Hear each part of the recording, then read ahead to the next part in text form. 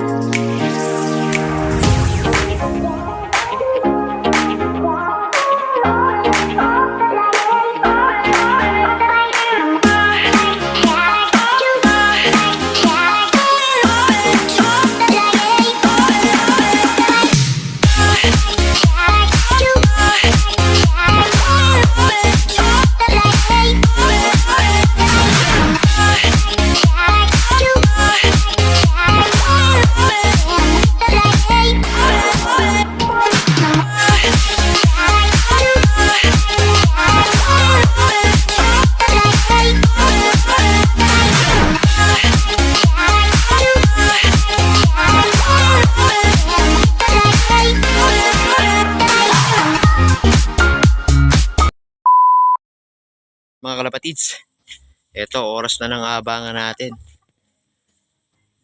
Ay, pauwi na ng mga ibon. So medyo makulimlim pa rin. Yun, panahon. Sana kayanin ng mga Warriors natin mga kalapatids.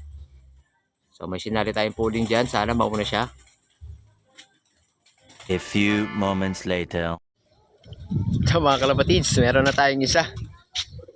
Galing Muñoz. So San Jose dapat yan, binaba ng Muñoz.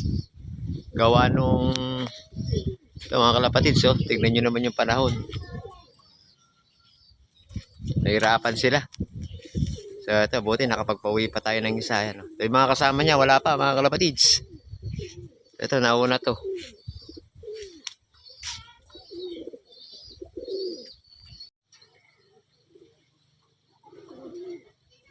So mga kalapatids, yung first dropper natin. Galing Muñoz, Nueva Ecija. Goods naman siya.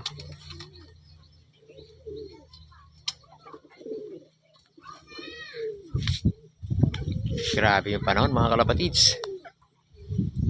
Sobrang dilim, makulimlim.